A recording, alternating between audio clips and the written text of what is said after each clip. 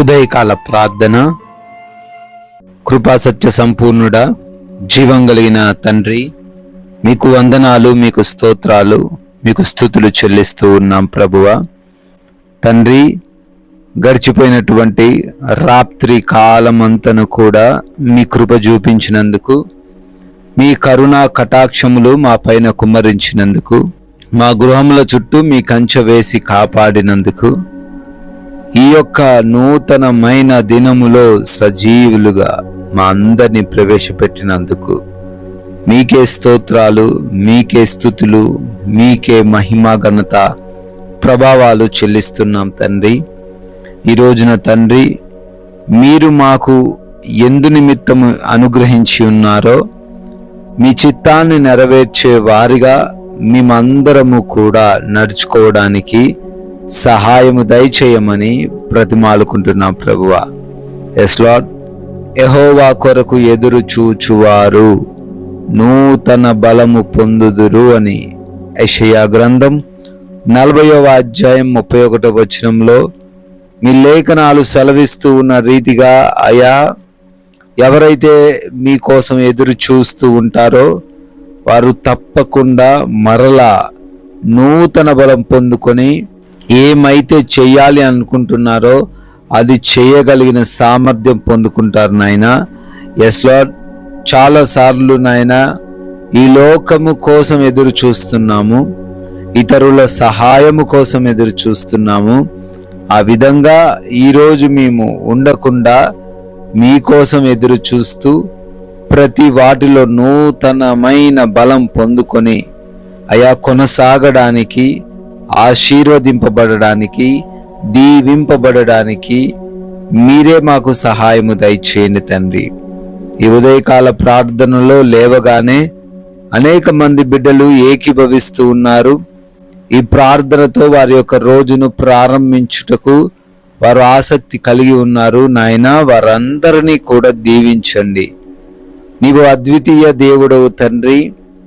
బిడ్డలు మరి రోజు ప్రయాణాలు చేస్తూ ఉండంగా ఎవరికి ఏ అపాయము, ఏ ప్రమాదము, ఎటువంటి సమస్య మార్గంలో రాకుండా, సంభవించకుండా క్షేమముగా బయటికి వెళ్ళి ఉన్న ప్రతి ఒక్కరూ కూడా సురక్షితంగానే మరలా ఎవరి ప్రాంతాలకు వారు చేరుకొనుటకు కృప చూపించండి తండ్రి. హాస్పిటల్స్కి వెళ్తున్నారు. రిపోర్ట్స్, చెకప్స్, డెలివరీస్, ఆపరేషన్స్ అన్నీ కూడా క్రమ పద్ధతిలో సజావుగా జరుగుటకును, ఎటువంటి సమస్య వారి రిపోర్ట్స్లో ఉండకుండా ఉండుటకును కృప చూపించండి. అయా, ఎగ్జామ్స్, ఇంటర్వ్యూస్కి అటెండ్ అవుతున్న బిడ్డలు ఉన్నారు. వాటి కొరకు ప్రిపేర్ అవుతున్న వారు ఉన్నారు. జ్ఞానముతో, జ్ఞాపక శక్తితో వారిని నింపమని అడుగుతున్నాం ప్రభువా.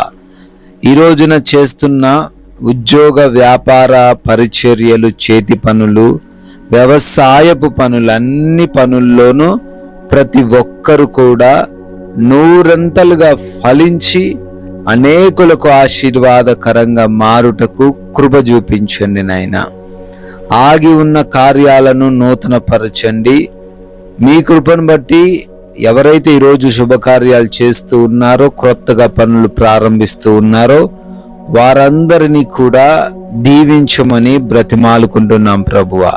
అయ్యా, ఈ రోజున ఎవరు ఆకలి దప్పిలు లేకుండా, అనారోగ్య సమస్యలు ఏవి వారి దగ్గరకు రాకుండా, ఆర్థికంగాను ఎటువంటి ఇబ్బందులు బిడ్డలు ఎదుర్కొనకుండా ప్రతి విషయంలో మీరే తోడై ఉండి నడిపించమని, ఆత్మీయ జీవితాన్ని కట్టమని, సమృద్ధిలోకి వారు ఉండుటకు కృప చూపించమని ప్రార్థిస్తున్నాం ప్రభువా. మేము మాట్లాడుతున్న మాటలు, మా ప్రవర్తన, మేము చేస్తున్న పనులు అన్నీ కూడా మీ నామానికి మహిమ తెచ్చే విధంగా ఉండే కృప చూపించమని. గృహాల్లో ఒంటరిగా ఉంటున్నారు, ఎటువంటి సమస్య వారి దగ్గరకు రాకుండా వారిని భద్రపరచండి అయ్యా. ప్రాముఖ్యముగా మీరు ఇచ్చిన సమయాన్ని సద్వినియోగం చేసుకునే కృప చూపించండి. లోకంలోని పాపం వైపుకు ఆకర్షితులము కాకుండా అయ్యా, ఎవరి చేతుల్లో మోసపోకుండా వాక్య జ్ఞానము కలిగి ప్రతి విషయంలో సమాధానముతో, ప్రశాంతతతో నెమ్మదితో ఈరోజు జీవించే కృపా సహాయము మాకు దయచేయమని, మీరు చూపించిన కృపను బట్టి మరొక నూతనమైన సంవత్సరంలోకి ప్రవేశించి బర్త్డేలు, యానివర్సరీలు సెలబ్రేట్ చేసుకుంటూ ఉన్నారు. వారిని, వారి కుటుంబాలను అత్యధికముగా దీవించి ఆశీర్వదించమని, కొందరికైనా మీ యొక్క వాక్యాన్ని ప్రకటించి రాజ్య వ్యాప్తిలో మమ్మల్ని కూడా పాలిభాగస్తులు చేసుకోమని యేసుక్రీస్తు వారి జీవం కలిగిన నామంలో ఈ ప్రార్థన అడుగుతున్నాము తండ్రి. Amen, amen.